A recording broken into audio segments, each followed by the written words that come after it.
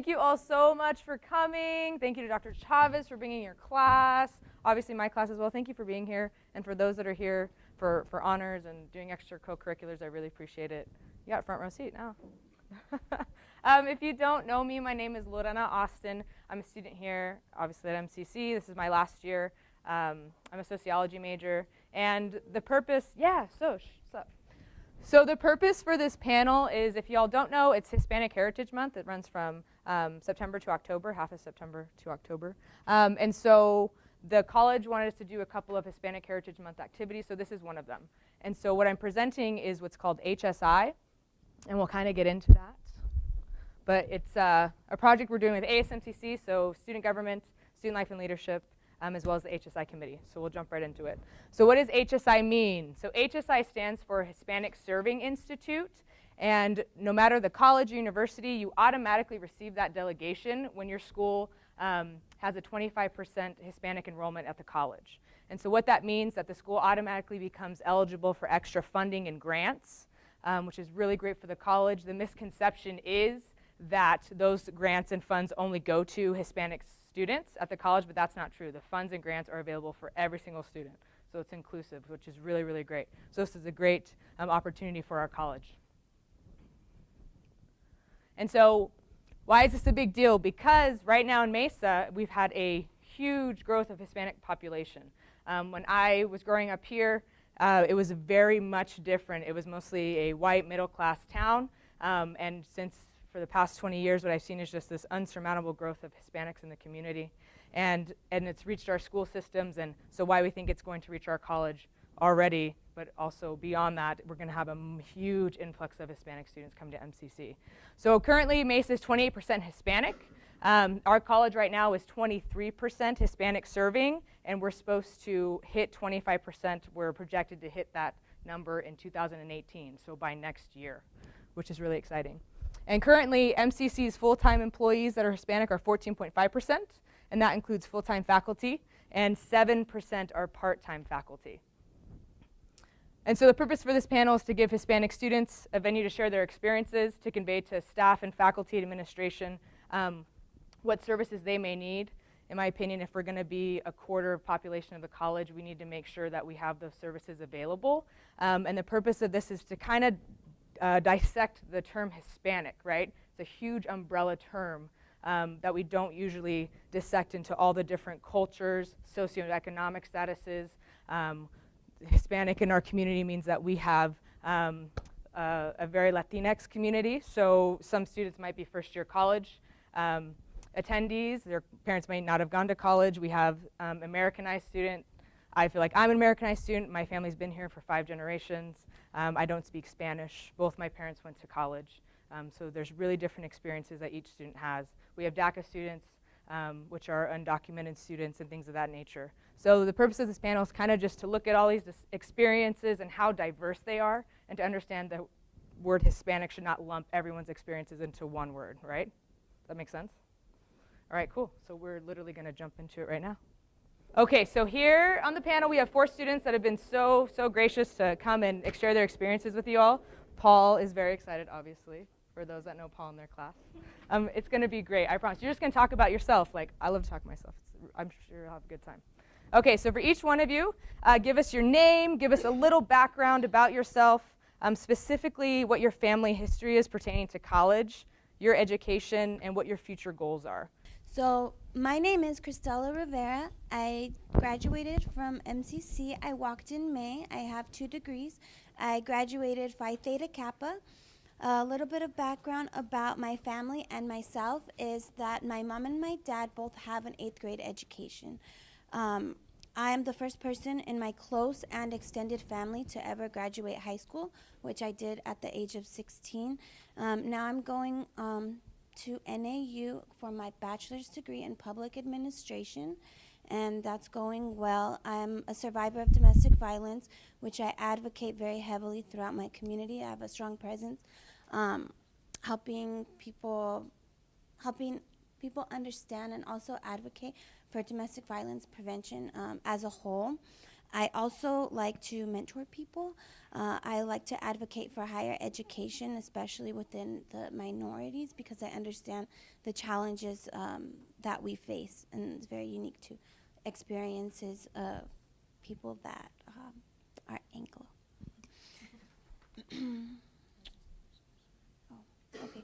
And my future goals, I plan on owning and operating my own nonprofit organization with a focus in training domestic violence advocates to work with survivors. And I would also like to own my own profitable business.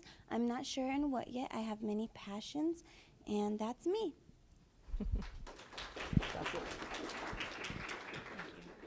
Hello, everyone. My name is Adilene Lizarraga, or Adi for short. I graduated last semester with my AA in Associates of Art, and I'm continuing here in MCC to complete my MAP to be able to go on to ASU hopefully by next semester. I'm a member of the Mecha Club, which is it's a club for students that identify as Chicano Latinx students. I'm a member of Women Rising, an initiative for minority women to become empowered and whatnot. And I'm also the vice president of the student body government. I'm also an undocumented student, as Lorena had explained earlier. I am a DACA student, so I'm here with a permit, which allows me to be able to come to school and pay in-state tuition, which I pay out of pocket because I can't apply for financial aid. My older sister and I, we are first-generation college students. My parents grew up in Mexico. They graduated from high school and did some college, but weren't able to really find what they were passionate about, and so they did not continue. My sister actually received a full-ride scholarship to University of Pennsylvania, which is an Ivy League school on the East Coast, so we're really proud of her for that. She was the first one in our family to go to college, and that trickled down to even aunts that are in their 40s to go back to school and be able to complete their education. I was a sociology major, and I recently became a justice studies major. I'm looking to hopefully get into law after I get my degree and stuff like that. So hopefully I'll be practicing law. Which type, I'm not too sure, but I'm really interested in human rights and immigrant laws and stuff like that. And that's just kind of a little background about myself. So here we go.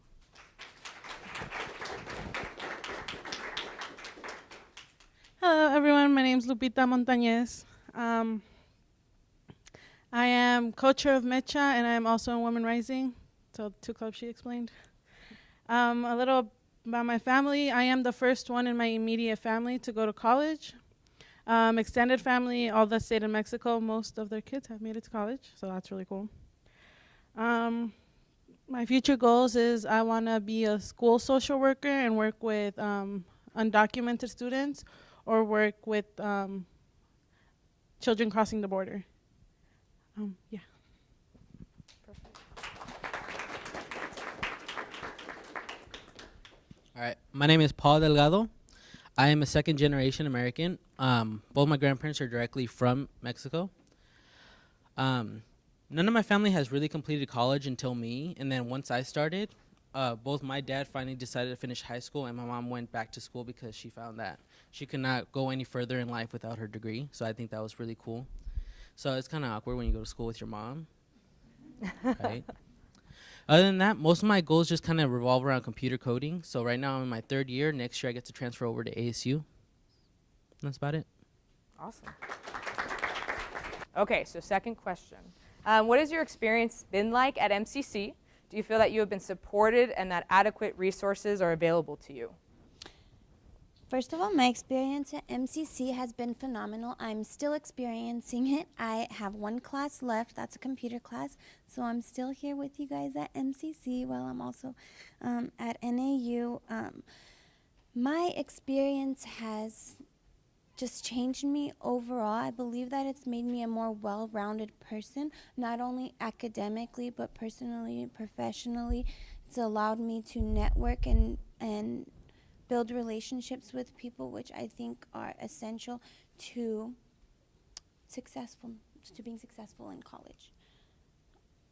I do feel that I have been supported with adequate resources. Something that I would like to change or I would like to improve is sometimes whenever students aren't doing so good, our path like many people, it's up and down. And whenever we're not having such a good semester and we're trying to recover from that, then we face the SAP appeals and things like that. And sometimes it's hard to get grants if you're not in good standing. So that would be something, an area of opportunity that I would like to improve here. My experience, thank you. My experience with MCC has been, I think, overall a positive one.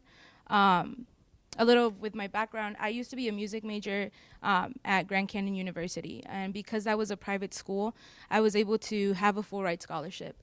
But once I got there, the atmosphere there, the major, I found out, it wasn't really what I wanted to do, and it wasn't really what I was passionate about. And so because I wasn't able to continue with music, I ended up losing that scholarship. And with being undocumented, everything was kind of up in the air. I didn't know if I was going to be able to continue education. It wasn't really an option not to. So it was either take a semester off, save up, and be able to pay for some type of schooling, or going back to Mexico. And going back to Mexico wasn't really something that I was planning on doing. And so I literally came to MCC the day before the semester started. And I came to enroll. And as an undocumented student that had just recently acquired DACA, I didn't know what the options were. And thankfully, I don't think he's here, but Luis Ellis was a huge, huge advocate for me and for my mom. We didn't really know the college process. My sister, she kind of took care of everything for herself. She traveled from Arizona to Philadelphia, and she was kind of on her own. And so we didn't really know what the process was like because she took care of everything for herself. And when we got here, Luis Ellis, he really made sure that we were comfortable, that we received the help that we needed. Because he spoke Spanish, and my mom doesn't speak very well English, he was able to help her kind of calm her down, because I think my mom was more nervous than I was to see what kind of classes I was going to enroll in. And so he was a big proponent of me feeling comfortable here. As I have gotten more involved and become more of an advocate as well for students here, as an undocumented student, it's really hard to find resources that are going to help you achieve your goals in higher education. I don't qualify for financial aid because of my status. There's, if there's trips or something, I always have to question, am I able to go on it because of my status? And we don't really have an office here that, someone can say, oh, go to this office, and they'll be able to help you out. It's kind of having to do research on your own.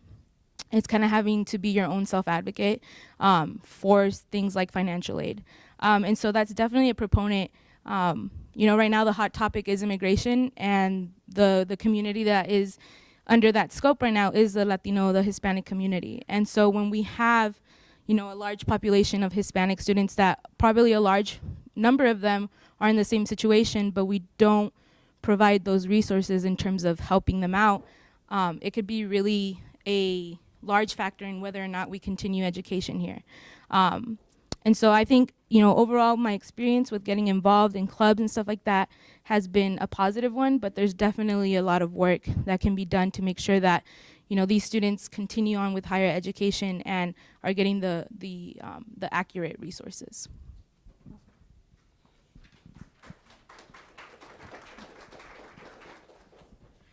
My experience at MCC is amazing. When I first transferred here, though, it was really, really hard for me. I grew up in Sedona, Arizona, and I got a $2,500 scholarship the week that I got my DACA. So I am undocumented, and I am here as a dreamer. And the week that I got approved for my DACA, I got a scholarship. And I wanted to move away, but I didn't have the money. So I went to Yavapai Community College, and the next semester I was like, okay, I'm done. Like, I can't be here anymore. It's a really, really small school. There's no college experience whatsoever. And I wanted the college experience. So I was a teacher, or my cheerleading coach, she had said her brother went to Mesa Community College. And it was over my head, and then I was like, ooh, Mesa. And so I looked it up, and it had good ratings, and I was like, okay, that's cool. That's why I'm here. And so I was like, okay, I want to go there. And my best friend went to ASU, so I was like, we can live together. And so that's how I came up here. And one day I told my mom and dad, I was like, hey, I'm leaving. And my dad was like, no, you're not. And I was like, yes, I am. And my mom was like, if you're going to school, okay. If not, you're staying. I was like, well, I'm going to school. So I came up here and I figured everything out on my own.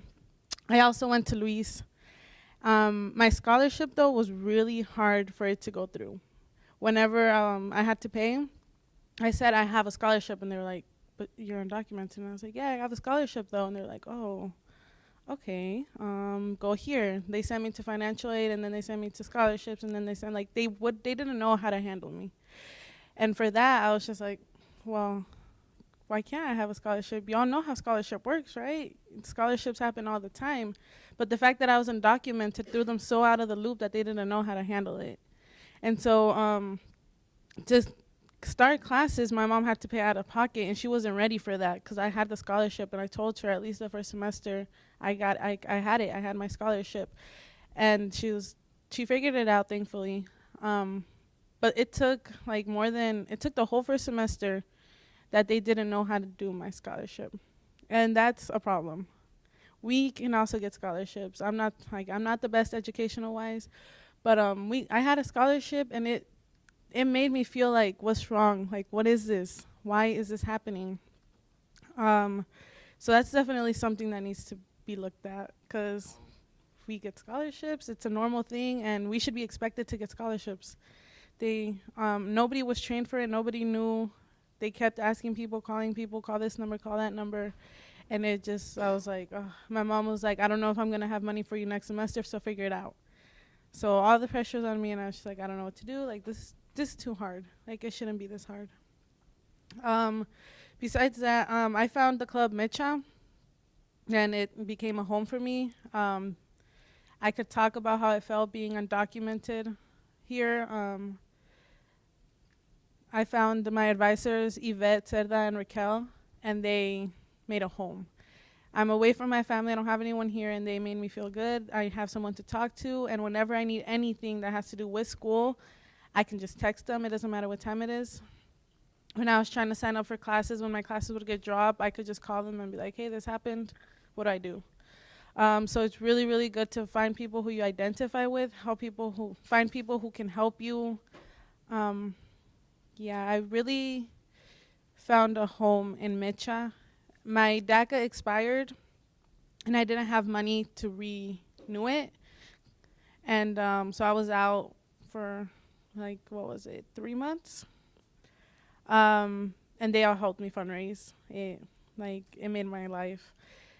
What really made my college experience good is finding Mecha.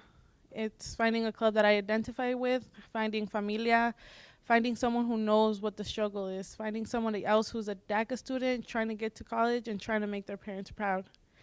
And it's someone who you can talk to and be like, I want to be a social worker. My parents are like, well, how much money do you get? And they don't understand that I want to help. I'm here, it's a whole heart job, and maybe not so much to pay, but it's a good job. And they don't understand that, and my friends do.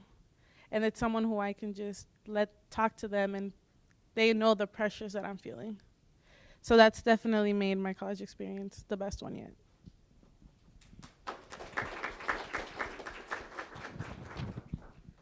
All right, so I feel like I can explain my MCC experience in 2 ways, as a community and as a classroom.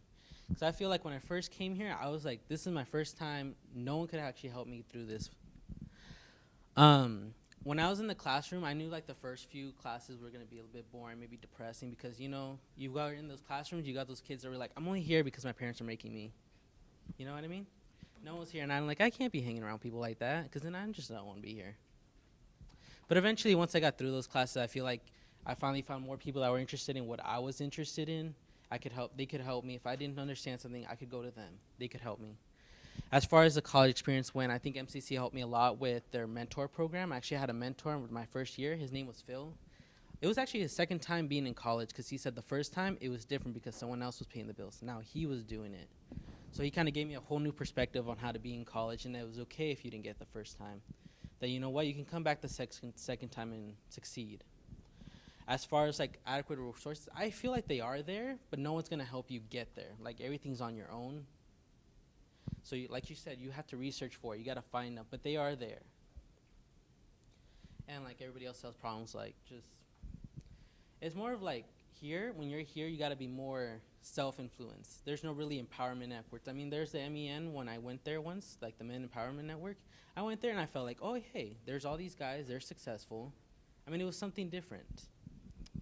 But I really do think like Mesa's great, but we still have a way to go. So question 3, do you feel it would be beneficial to have more Latinx staff and faculty on campus, and why? And do we all know what Latinx means? I think we've talked about it in both of our classes. Yes? Okay. Latinx is a way to not use the masculine pronoun for Latino. So instead of saying Latino to encompass men and women, we say Latinx, which is kind of a newer word that's come out this past year. So it's just a way to include both male and female in that community. I think that it would be more beneficial to have more Latinx faculty, and that's something that I always talk to my my mentees about, that if possible, to look for a teacher that they can identify with, whether that may be that they share the same passion or major, or they share the same experiences growing up educational-wise, or ethnicity, things like that.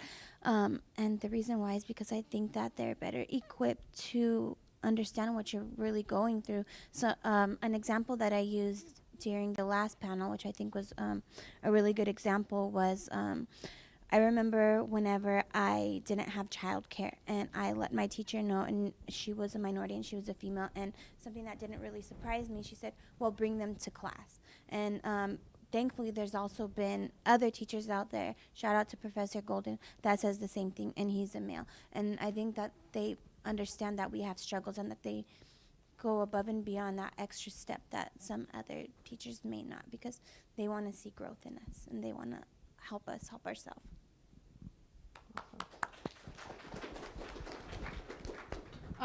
Absolutely. I think we need more professors, more faculties that do identify as Latinx. We need more people of color in higher education. That to me was a huge factor. I grew up, I was born in Mexico, moved here my parents brought me over when I was 1 year and 2 months. And so I've spent my whole life in the US. I went back to Mexico for 1 year or so. When I came back, I forgot all of my English. And when I came back, I remember first grade, Miss Jacobson class, she was doing the roll call, and she calls out the names, and then she gets to my name and she says, Adeline. And she has no idea how to pronounce my last name. My last name is Lizarraga. So she sees that double R and it scared her, I guess. And so, she gets to my name and it's Adeline. And I had a feeling that she was calling my name. But I didn't have the tools, I didn't have the language anymore to correct her and say like, oh, it's Adilene. And so for 17 plus years, I was Adeline. And it was until I got to high school that I was like, okay, people can't really pronounce Adilene, I'll go by Adi. And they couldn't really pronounce that either because of the D, and they would say Addie. I was like, okay, I'll go by that then. And then I get to Grand Canyon, and it's the first time that I really have Latino friends.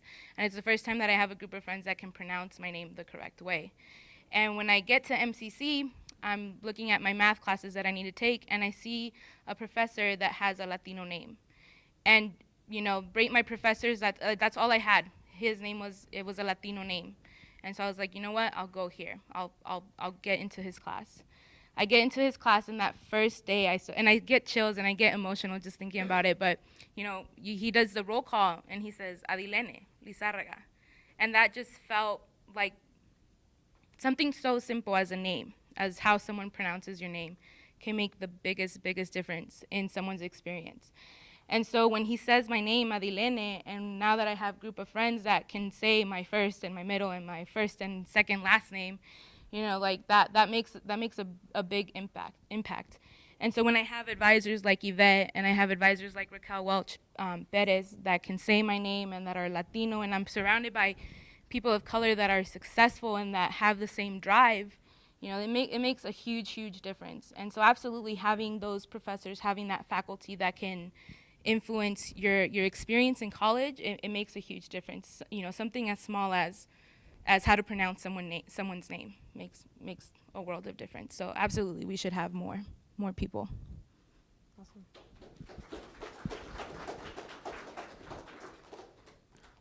Yes. Always seeing, when I see an article, when I see like somebody in the paper, or when I see somebody at a presentation, they say, I'm undocumented and I am a lawyer, I'm undocumented and I'm a professor. It's something inside of me that's like, I can do this too. We have so many barriers that people don't see, but they had the same barriers as I did and they made it. It gives me hope. It gives me like, I could do this.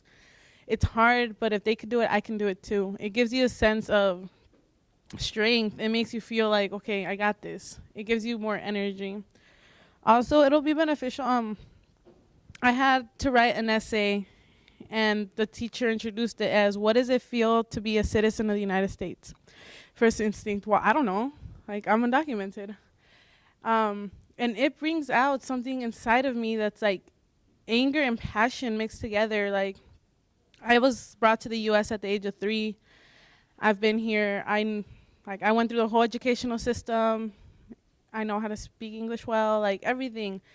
And I'm not a U.S. citizen. And so when they ask me, like, what do you feel to be a U.S. citizen? How does it feel that you have the right to vote? It's just like, I don't. Like, I don't. And it makes me mad. It makes me frustrated. How am I supposed to write this essay? And I did not feel comfortable going up to him and being like, I don't know. Like, can I write on what I think it would be like? I didn't have that comfort. I don't feel like he would understand. And it gets me emotional because it's something that I live with every day, that you get asked questions. Now, like for the registration, I get asked 5-6 times a day, have you registered to vote? And I'm like, I wish I could. Or if I say no, why not? I can't. Why can't you? Like, it's like a little spine that they keep putting into you, reminding you, you can't vote. You don't have the right to vote. And like, I wish that I could go up to that professor and say, like, I don't feel comfortable. Like, can you explain this in a different way to me? Could I write it differently? Because the way that you're explaining it does not identify with me. And I did not feel comfortable enough. So I wrote that essay, like, guessing, thinking, wishing. But I feel like as I was writing the essay, I was like, if I could put my emotion into this, because it was an essay that didn't have like a right or wrong answer. It's your opinion, what you think about it. And I was just thinking, if I could put my emotion into this, if I could put what I actually think about this, like, this would be a great essay. But I can't, and it's just, I did not feel comfortable with the professor going up to them. And I feel like that makes a huge difference.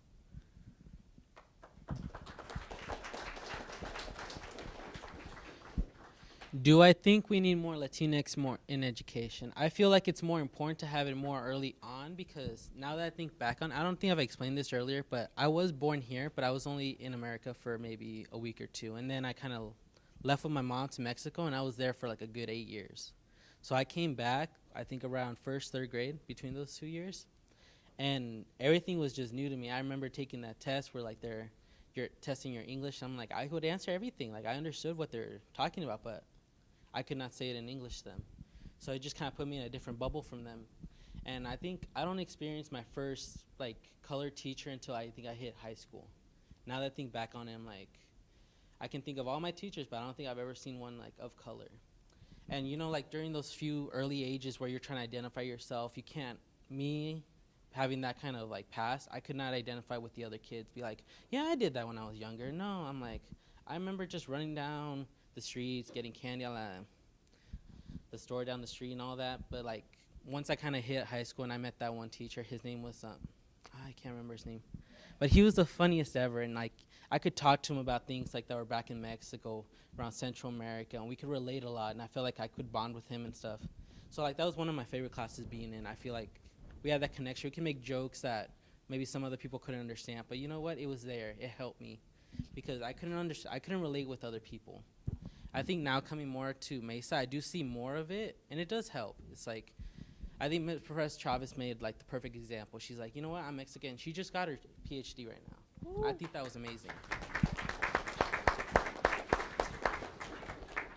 So it just kind of shows you, I mean, like, they can do it, so why can't I? So I just think it is helpful, but I think it's more important more at the earlier ages, because I feel like I could have had better communications with my teachers, or relate better with other kids, or other people in general. Awesome. For the DACA students, can you explain really quickly what DACA is?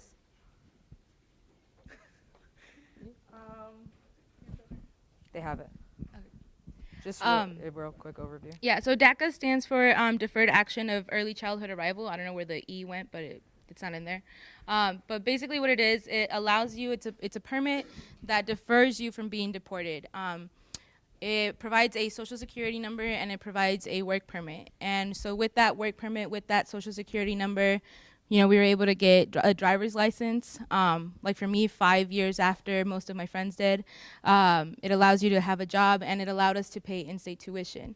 Those things in Arizona weren't just a given. We had politicians, the previous governor, Jan Brewer, that the day that DACA was approved, she said, we're not going to give you all driver's license and we're not going to give you the in-state tuition.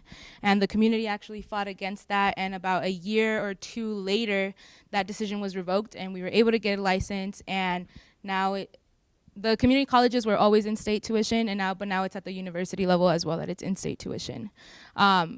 With DACA, it expires every 2 years, and it's a $486 fee to have it reprocessed again. So you have to pay for the fee, and you have to pay $80 or so to have your fingerprints scanned. And that's every 2 years. It's not a permanent solution. It's an executive order that can easily be taken away with the next president. And so there's a lot on the line for people that have this type of permit. It's not permanent, you know, it could be taken away, and it's costly. You know, every 2 years you're having to pay close to $500, which, you know, I don't know about you all, but I don't typically have that kind of money when I'm paying for school out of pocket. So that's just a little overview. You know, there's requirements, you know, no criminal record and stuff like that. The media keeps pounding that we're criminals, that we're rapists, that we're killers. You know, that's not the case. If that was the case, we wouldn't have this permit. So, awesome. For you, I think someone had a question. How did you overcome domestic violence? I had to die. I actually, I tried to get out of an abusive relationship and that was unsuccessful. I had a restraining order in place, and as many abusers feel that he was above the law, so he then initiated contact and he tried to murder me. He stabbed me 27 times in my upper extremities. He left me to die. The police caught him. I actually was on life support and in a medicated coma for 9 days.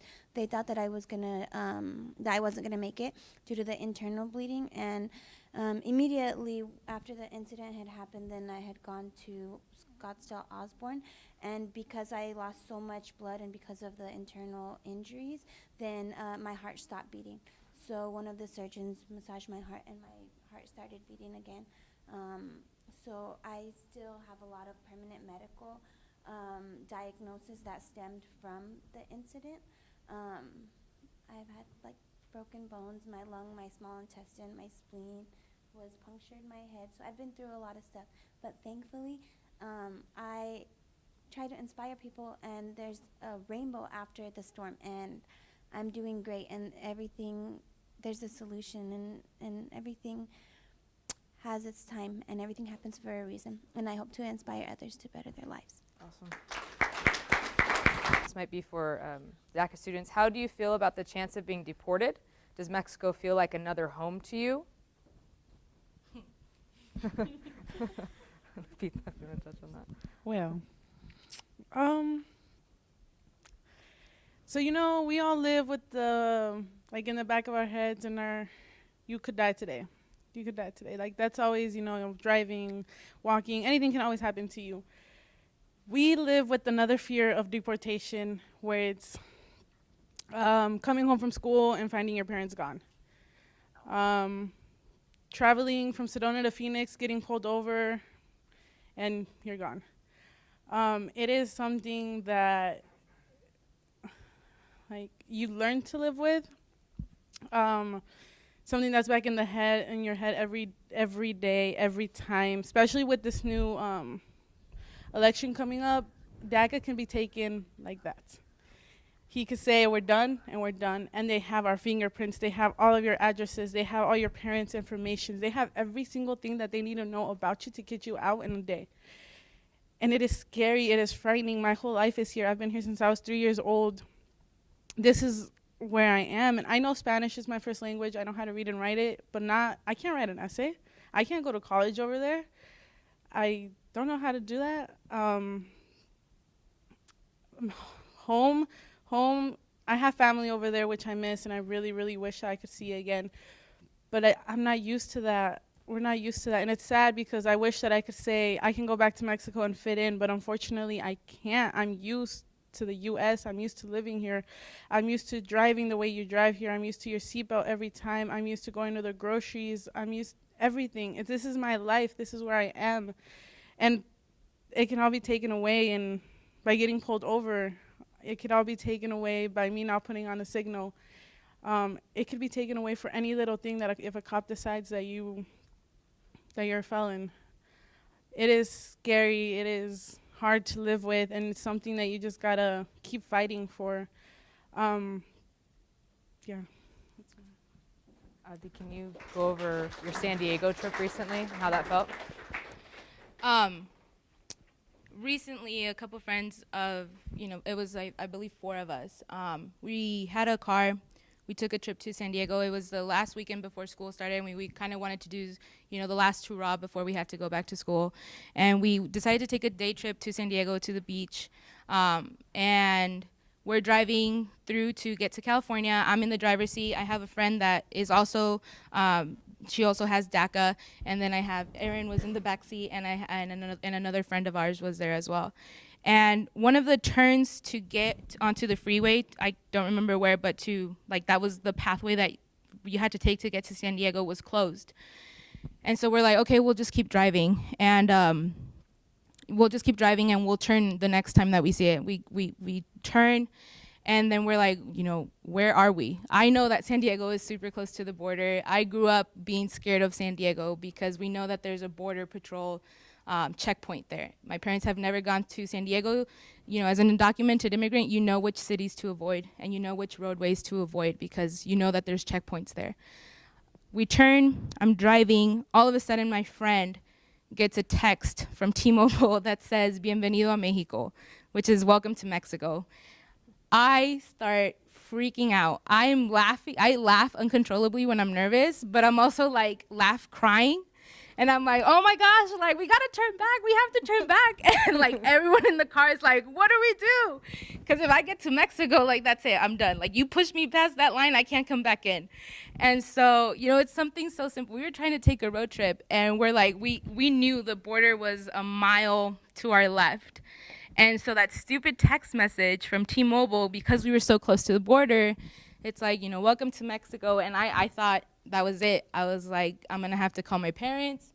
I'm going to have to call my grandparents in Mexico to come pick me up. Everything was flashing through my head of how am I going to tell my parents I'm in Mexico and I can't get back in.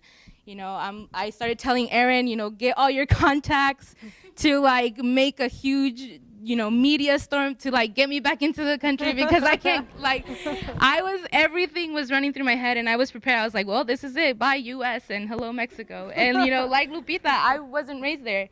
I've always felt like I'm not from here and I'm not from there, even though I was born in Mexico. Because you grow up here and you do get used to this life, you get used to this system. And even when you feel like you don't belong here and you don't know where you belong. So you're kind of just stuck in the air, in the middle. You're kind of wanting to feel accepted by both sides. But, you go to Mexico and they call you gringa, they call you güera because you weren't raised there. And then over here, we have laws and whatnot that make life pretty difficult. So it's just, a little humor, but I was scared shitless. So, yeah. How would you describe the climate here at Mesa for those who identify as Latino, Latinx, or Hispanic? I think it's just getting there because, when I drive around Mesa, I'm still new to Phoenix. I've only been here, I've been 2 years. And I drive around and I feel like Mesa is a good community for Latino, Latinx, whatever you want to call it. No, you're good. And I feel like you said, 2018, we're going to be there. And you know what? I think it's just going to keep growing and growing because you know what? This is where we all kind of are. Right. Not just in this one location, but this location is just starting to grow. So eventually it's going to start going there. I talk to my friends that are just like me and, I finally have friends again. I always just throughout my life only had one friend that I could talk to, and not fully, but like now coming here, I finally find people like just like me. I can talk to them. We can all come over and like just hang out. It's kind of just nice. Right on. Is there anything from your college experience that you would change or do over again? I feel like I would change my start, just like because I wish I met Phil like earlier. I think I could have done much better in my start.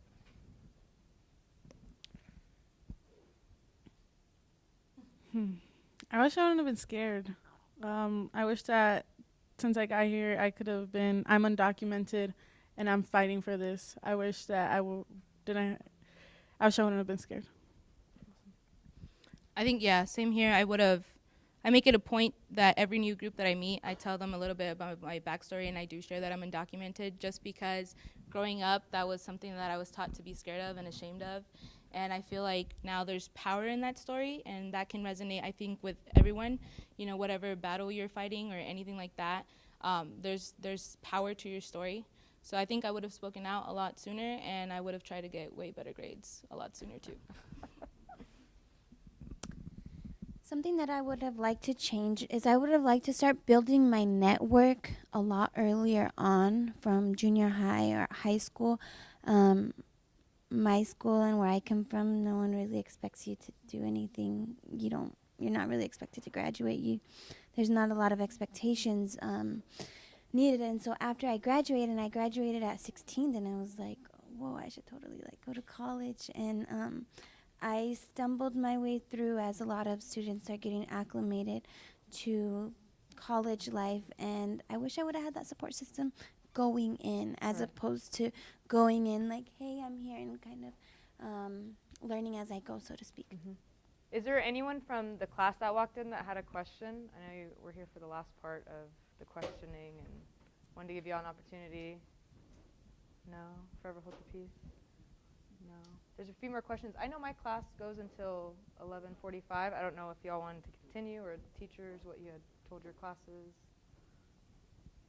Keep going. Do y'all want to hear some more questions? Oh, here we go. Cool. He said, do you feel like your peers or classmates understand what you're going through, or get it or understand? Without trying to sound too negative, quite frankly, no. Without sounding too negative, quite frankly, no, just because my experience is a very, very, very unique one. And so I don't really like to, it depends on the setting and if I feel comfortable and stuff like that. But a lot of people, they don't understand, and I'm afraid that they're going to judge me. Like, I take a lot of pain medicine, and I'm going to need to do that for the rest of my life. And some people won't understand that, and they'll be like, well, she's probably a heroin addict or something. And they really can't empathize with some of the situations. But sometimes people do understand, and it builds great relationships. So I think it's kind of about taking risks, but I feel no. Yeah, I think it's very, it's a breath of fresh air when you do meet someone that does, you share something very personal about yourself, and then they kind of take a step back and they're like, oh, really? Because maybe for some reason they already had a picture painted in their head of, what it is that you're talking about. They have a picture in their head of what that type of person looks like. And so, sometimes you do get those moments, and they ask questions and they try to be empathetic, and that's always nice. I think living in Arizona, I grew up in California, which is, definitely more liberal, a little bit more open-minded. Coming into Arizona, it was definitely a different climate.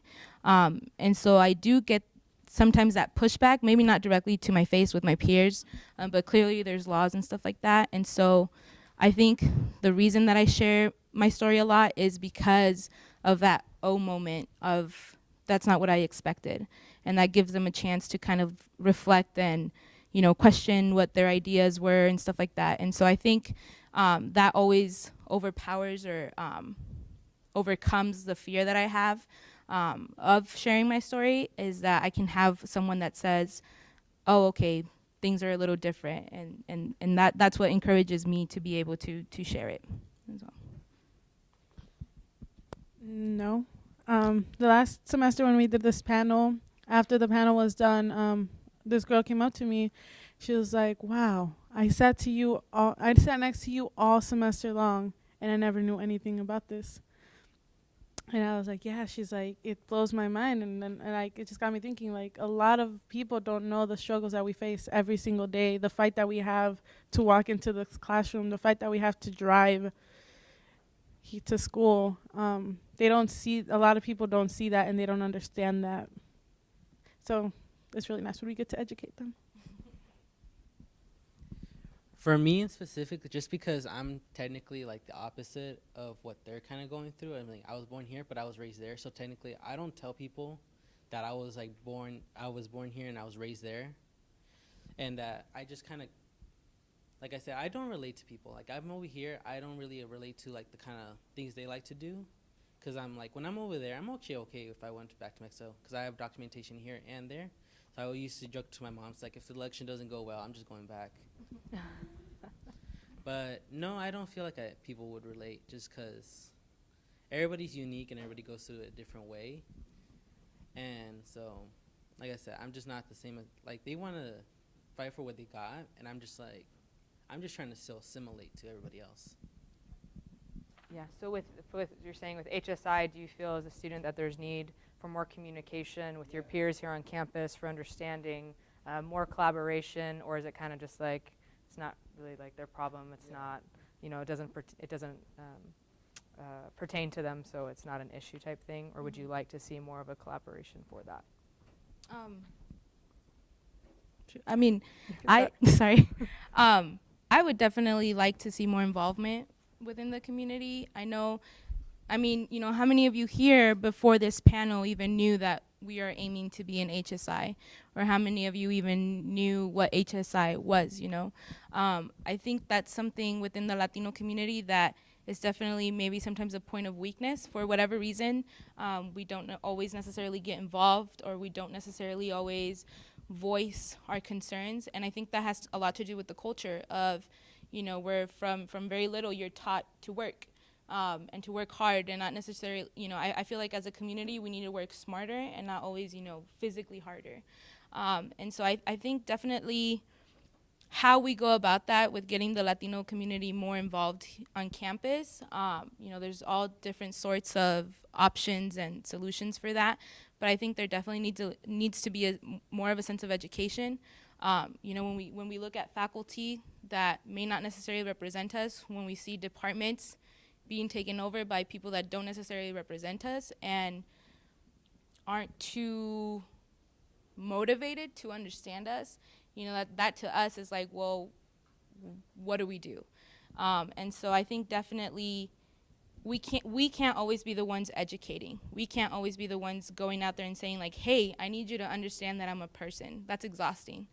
And so I think more people need to take that initiative to understand what's going on. Not only with, you know, Latinos, we have students here of a very, very vast, you know, variety of backgrounds. We have people from the Middle East. We have a lot of black students. We have a lot of Asian, you know, everything. It just so happens to be that this vessel of HSI is geared towards trying to get that population of Latino students up. But after that is like, okay, are you just going to use the population to get the funding and then that's it? Or are you going to have this to be an opportunity to actually understand your students and their needs, and not just use it as a banner, you know, for welcome week, saying like, we have this population, but is this population, you know, alive here, and is it really doing something for students? So definitely education, definitely getting the voice out is, I think, a big factor. I think that Mesa does a good job already with what they do, but with the enrollment being 27,000 students, we could do a way better job. I think with the involvement that we have in the clubs and stuff like that, like I've been part of like Women's Rising, Mecha before and stuff like that, and I would say probably there's like 25 students at least in the Women's Rising that are there regularly, and I just think with our enrollment being 27,000 full-time students that are physically attending the campus, then we should be able to draw bigger numbers. And I think a lot of students just are unaware, but they're interested, and they would love to be a part of it, but they're just focused in on my classes, my classes, my classes, whenever it's part of the educational experience with service learning and being a student and stuff like that. It's all together. It's all related.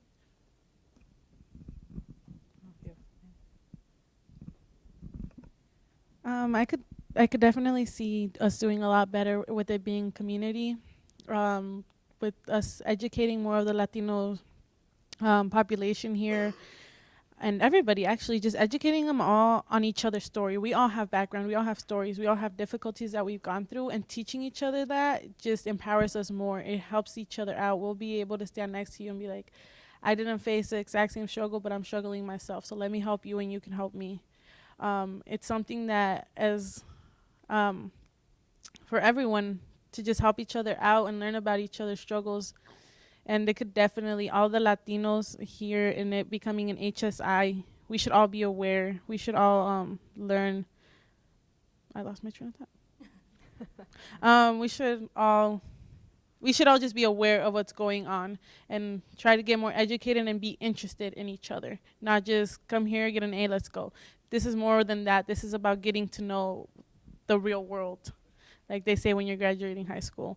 It's about learning more about how the whole world is, and that is about learning about different ethnicities, different cultures, different roots, and you got to learn to accept those and be okay with those and not be scared of those, especially with what the media is teaching you now, what the media is saying about somebody who doesn't look like you is a killer, somebody who doesn't look like you is doing this and that. We got to know that that's not true. We got to make friends of different cultures and ethnicities so we can identify with them and we can be okay with everyone.